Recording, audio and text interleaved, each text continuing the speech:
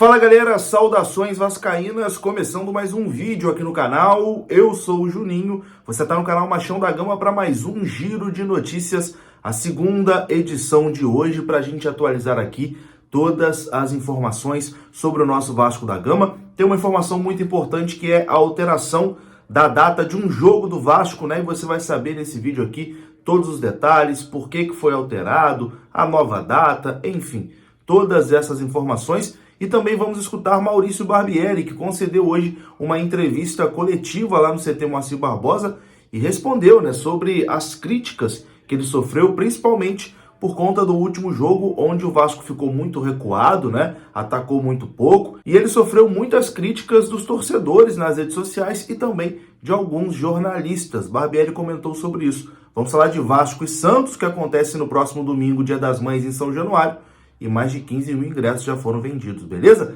Depois da vinheta a gente começa. Antes eu conto com você deixando o like, que é muito importante, e também se inscrevendo aqui no canal se você não for inscrito. Deixou o like, se inscreveu, a vinheta rodou.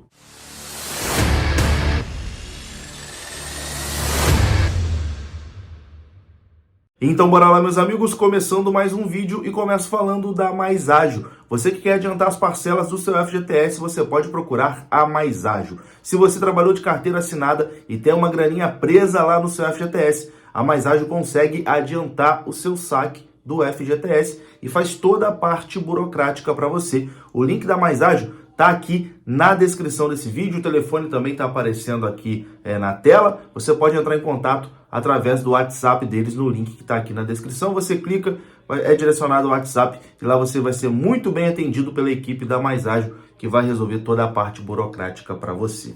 Bom, a gente começa falando aqui de Vasco e Santos, partida que será realizada em São Januário no próximo domingo, né, Dia das Mães. E teremos São Januário lotado, né? O Caldeirão estará fervendo e completamente cheio para essa partida contra o Santos. Hoje ainda é terça-feira, né? O jogo é só no domingo e mais de 15 mil ingressos já foram vendidos para essa partida, né? Então até domingo, com toda certeza, todos os ingressos estarão esgotados para esse jogo contra o Santos em São Januário. Inclusive, o setor social já está esgotado, né? Cadeira social já está esgotado e ainda restam ingressos para o setor VIP e para arquibancada. A tendência é que nas próximas horas esses ingressos também se esgotem, né? Quando o Vasco joga em São Januário, é casa cheia, sempre vende todos os ingressos, afinal de contas, todo mundo sabe que São Januário já ficou pequeno, né, para a torcida do Vasco.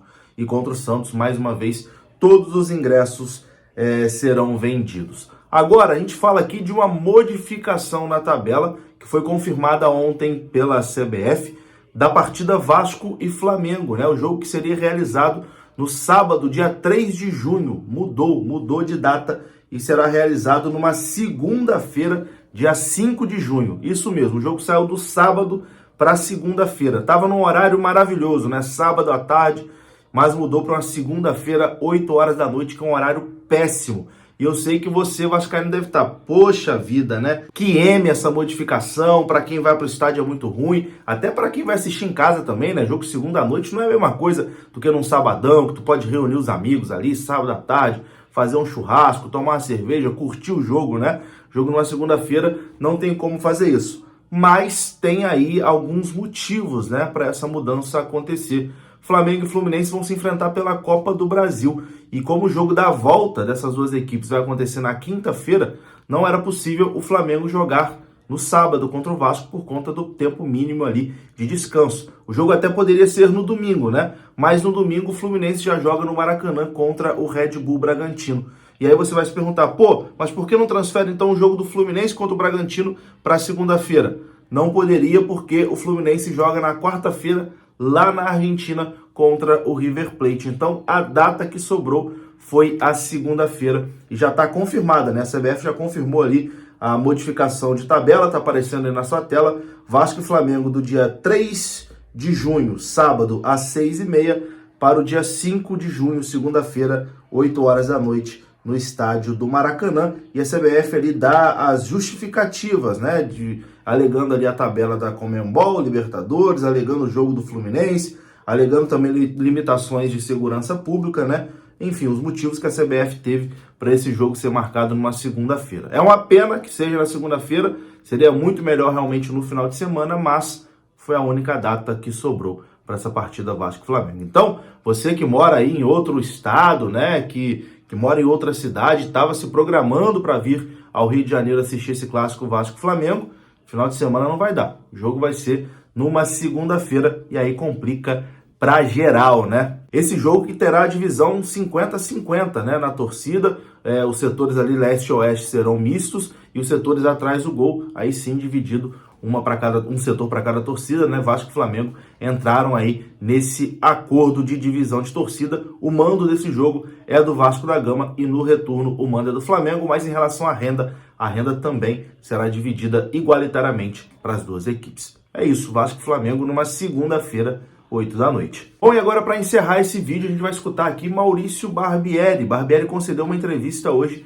na Vasco TV e falou ali com os jornalistas. A entrevista muito boa do Maurício Barbieri, falou abertamente ali do processo que o Vasco está vivendo, né, de reconstrução nesse momento, deu ali as suas explicações, as suas visões de jogo, né? Você pode concordar ou discordar, mas o Barbieri pareceu bem lúcido ali no que ele falou. E eu vou separar aqui um trecho onde ele fala sobre as críticas, né, principalmente por conta do último jogo contra o Fluminense, onde o Vasco ficou muito atrás, praticamente não atacou a equipe do Fluminense, e o Barbieri foi muito criticado, né, por conta dessa postura, foi criticado ali por parte da imprensa e também por torcedores do Vasco, né, que não gostaram da postura do Vasco tão defensiva nesse clássico. Ele alegou dizendo que, olha, quem estava no estádio, quem assistiu a partida do estádio, aplaudiu o Vasco ao final do jogo, o que mostra, né, o que dá um recado de que quem viu o jogo no estádio aprovou a atuação do Vasco. Vou colocar o Barbieri falando e você tira suas conclusões. Primeiro ponto, né? Já ia pro segundo, mas o primeiro ponto. Não, eu acho que dois pontos principais contribuíram para isso, né? Acabou que no jogo, no pós-jogo, quando eu fui para a coletiva, tinham muito poucas pessoas presentes na coletiva. Então, as perguntas acabaram sendo poucas e eu não tive a oportunidade de desenvolver os temas. Um outro ponto importante é que quando a gente se encontra nesse momento, eu consigo abranger temas que não ficam restritos ao jogo e ao resultado do jogo. E eu acho importante isso. Eu acho importante que o torcedor ouça, né, mais essas coisas do macro também do que só o jogo, o resultado do jogo. Então, acho que é um momento que a gente pode discutir coisas, como eu disse, no macro, coisas maiores, olhar para trás, resgatar algumas coisas. Tem se falado muito isso da questão do jogo propositivo. E aí lembrar vocês que algumas semanas atrás o Vasco era elogiado porque fazia um gol e continuava atacando. É o mesmo Vasco. Só que agora é outro adversário, é outro contexto, é outro nível de competição. A gente não abandonou aquela ideia, né? Mas existe um adversário que em alguns momentos nos permite se aproximar mais daquilo, em outros momentos nos obriga a ter uma outra leitura, a ter outras soluções, a ter outra dinâmica. Mas os treinos vão nesse sentido, vão nessa direção. Vale lembrar que o gol que a gente fez contra o Fluminense foi um gol que a gente adiantou a marcação. A gente pressionou, estudou a situação e fez o gol. Tentamos fazer em alguns outros momentos, não fomos capazes, porque o Fluminense tem essa capacidade grande de sair jogando, de atrair o adversário, e a gente acabou tendo que recuar, tendo que fechar espaços. Mas a ideia e o objetivo continuam existindo ali. Então eu acho que, respondendo a sua pergunta, o que a gente tem visto é um Vasco que tem conseguido até agora mostrar diferentes caras, mas que precisa encontrar um equilíbrio. Precisa encontrar o equilíbrio entre continuar sendo uma equipe que em alguns momentos vai conseguir fazer esse jogo mais propositivo, vai atacar, vai continuar atacando quando tiver as possibilidades e tiver o espaço para isso, e encontrar o equilíbrio para se defender, para se resguardar, para entender as suas limitações dependendo do adversário. Eu acho que esse é um caminho que a gente está oscilando, e volto a dizer, a gente falou sobre isso. Eu disse muitas vezes que a gente ia oscilar, disse que a nossa calçada não era na Vieira Solto, que a gente estava na Avenida Brasil e que a gente ia ter muitas dificuldades. Então a ideia não é justificar, a ideia não é vir aqui defender os pontos. Eu acho que as críticas fazem parte, os contrapontos são importantes, eu entendo demais a posição e a função de vocês, e acho que é essencial que exista o contraponto. O que incomoda muitas vezes é quando se criam pseudo-verdades e se começa a propagar elas como uma coisa que elas não são. Isso incomoda. Então, volto a dizer, o Fluminense teve muito mais posse de bola? Teve. O que isso gerou? Eu acabei de falar, 2 finalizações dentro da área. Ponto final. Eu não estou dizendo que eles não foram melhores, não estou dizendo que eles... É isso. Agora, daí a adjetivar o comportamento do Vasco como isso, como aquilo outro, aí é julgamento, não é opinião. A opinião eu sempre respeito, o julgamento é sempre mais complicado. O julgamento ofende, o julgamento mexe com as pessoas, né? Teve uma entrevista muito bacana, vocês talvez tenham tido a oportunidade de ver, do Anderson Moreira, depois da final da Copa do Nordeste, ele falando e devolvendo o lugar de ser humano aos treinadores, mas não só aos treinadores, aos jogadores também. Né? Nós somos seres humanos, a gente quer acertar, a gente quer fazer as coisas bem. Em alguns momentos a gente consegue fazer isso melhor, em outros momentos a gente não consegue. Né? Então esse é um grupo que trabalha muito, muito dedicado. E aí eu digo isso de inverdades porque eu gostaria de lembrar a vocês que, apesar do empate contra o Palmeiras, a equipe saiu aplaudida pela torcida, o que é evento raro no Brasil e no Vasco. E contra o Fluminense, a equipe saiu aplaudida pelo torcedor que foi no estádio, pelo torcedor que viu o jogo.